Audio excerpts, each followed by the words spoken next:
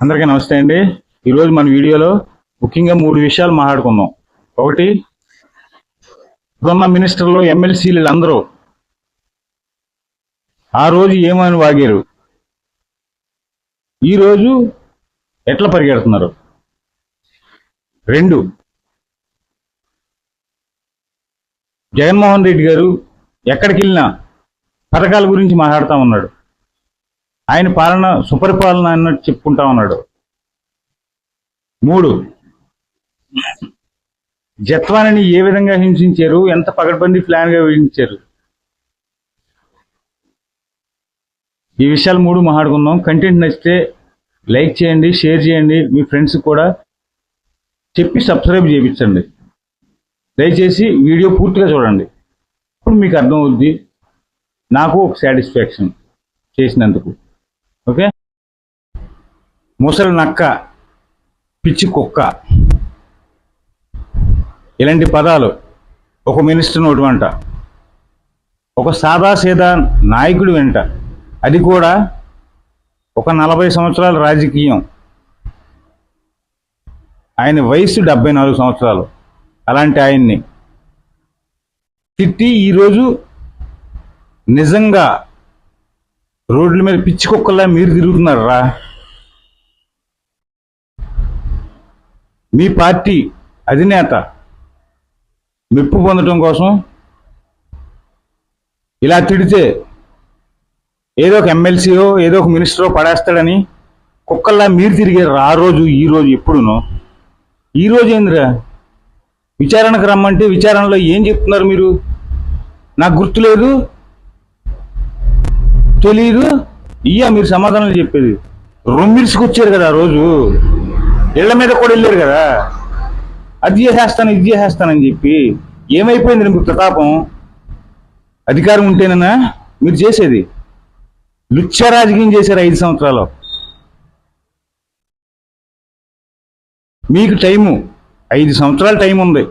మీరు ఖచ్చితంగా, నేను అనకూడదు, అలాంటి లాంగ్వేజ్ మాట్లాడాలనుకోవట్లేదు, మీకు సరిగ్గా గుణపాఠం ఉంటుంది, గుర్తుపెట్టుకోండి. ఇక రెండో విషయం, జగన్మోహన్ రెడ్డి గారు ఈ మధ్యన బురద రాజకీయం చేస్తాకు వచ్చాడు. బురదల్లో తిరుగుతూ, ఏనాడు సీఎంగా ఉన్నప్పుడు బయటికి రాలేదు.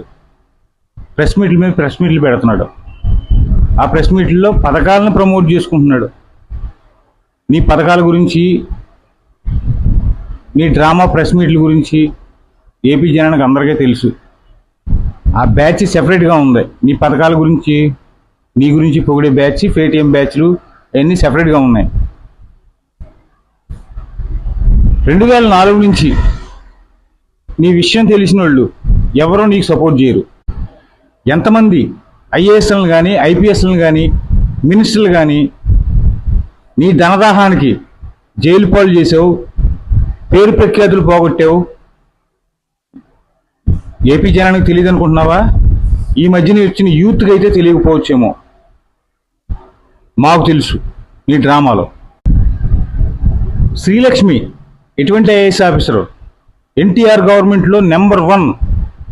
అలాంటి ఆవిడ్ని ఏం చేసావు నువ్వు? నీ ధనదాహానికి జైలు పాలు చేసి నానా ఇబ్బందులు పెట్టావు. ఒకళ్ళ ఇద్దరా? నీ వల్ల బాగుపడినోడు ఎవడైనా ఉన్నాడని చెప్పి వేళ్ల మీద చెప్పు. నువ్వు మంచి పేరు తెచ్చుకున్న వాళ్ళు ఈ గవర్నమెంట్లో ఎంతమంది నాశనం అయిపోతారో, ఎంతమంది పొడవులు పోగొట్టుకుంటారో, ఎంతమంది జైలు పాళ్ళు అవుతారో రాబోయే 5 సంవత్సరాలు తెలుస్తుంది నీ ప్రతాపం. నువ్వు చేసిన విచ్చలవిడి పరిపాలన, నువ్వు చేసిన దౌర్జన్యాలు.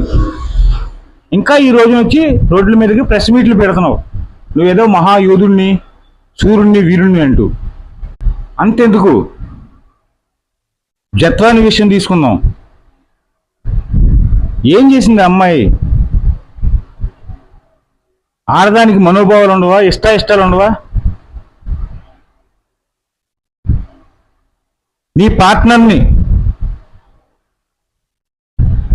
ఎదిరించి కేసు పెట్టిందని నీ ఇష్టం వచ్చినట్టు విచ్చలవిడిగా ఆ పిల్ల జీవితాన్ని నాశనం చేస్తావు నువ్వు. ఎవడిచ్చాడు నీకు అధికారం? నువ్వు సీఎం అయితే పిఎం అయితే ఏమి? ఎవరికి కావాలి ఒక ఆడపిల్ల జీవితం నాశనం చేయడానికి? నీకేం రైట్స్ ఉన్నాయి? ఒక ఆడదాని కన్నీళ్లు చూసిన వాళ్ళు చరిత్రలో ఏమైపోయారో తెలుసు, నాశనం అయిపోయారు. రావణ బ్రహ్మ అనే పేరు పెట్టుకుని ఒక సీతాదేవిని లంకలోకి తీసుకెళ్లిన పాపానికి ఎంతమంది రాక్షసులు చనిపోయారు? రావణ బ్రహ్మ చివరికి ఎలా పోయాడు? చరిత్ర చెప్తున్న నిజాలు ఇవి. ఒక ఆడదాని కన్నీరు ఉసురు తగిలింది అంటే నాశనమే, గుర్తుపెట్టుకోండి.